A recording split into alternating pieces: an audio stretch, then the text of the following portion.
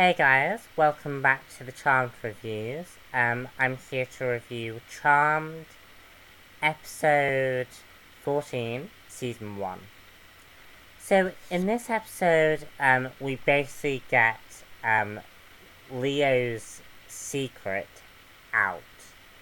It's finally revealed that Leo is a Whitelighter, and he's a magical being sent to protect the three sisters. We also are introduced to another witch. This time it's a male witch, and we get some diversity here. We get a gender male witch, which is great. A new power for this new witch being introduced.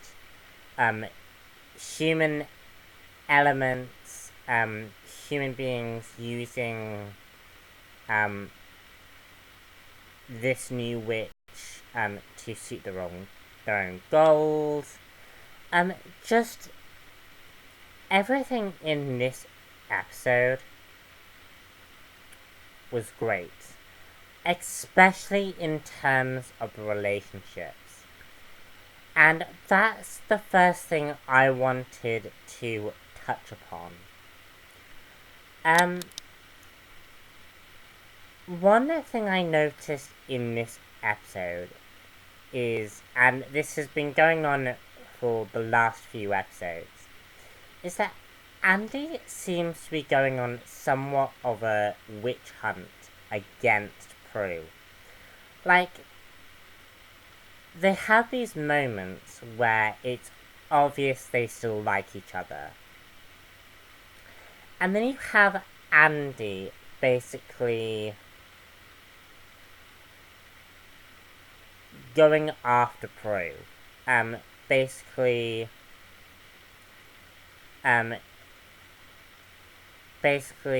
saying, thinking that Prue is behind all of these crimes, and yeah, Prue's always there, but far often than not, Prue has proved the fact that she is not behind these crimes, and time after time, Andy is getting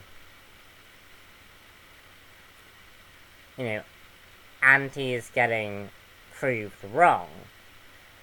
It's just such a strange relationship to me.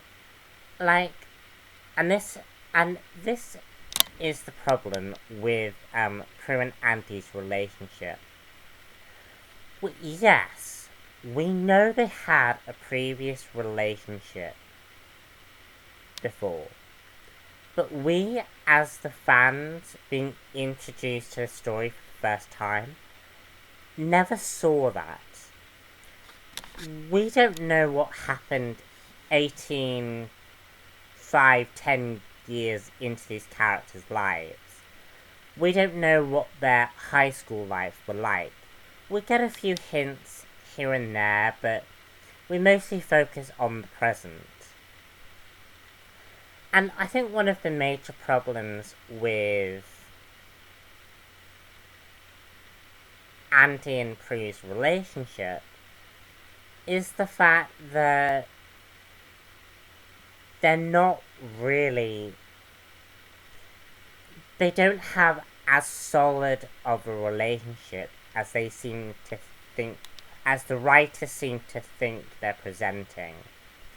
Like, I find it very, very odd that Andy keeps saying, keeps thinking that she's behind all of these crimes. And yeah, there is some right to that. But she can't think that is an attractive quality. Unless Prue just gets off proving him wrong.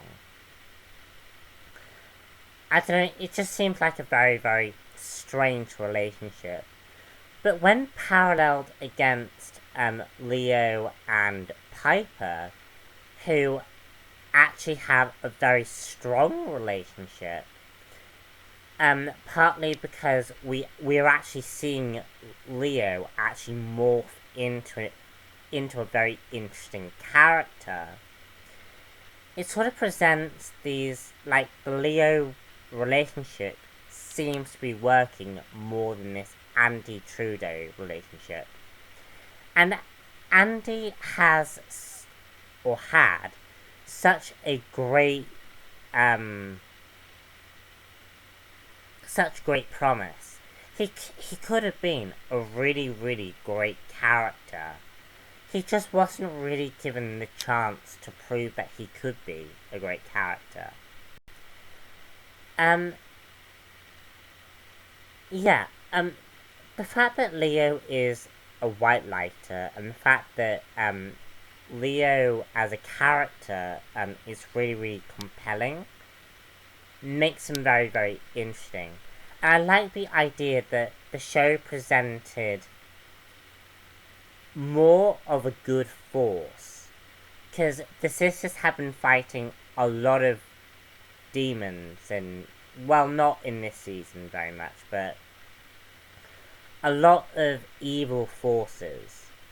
And to actually present a force for good was really, really interesting.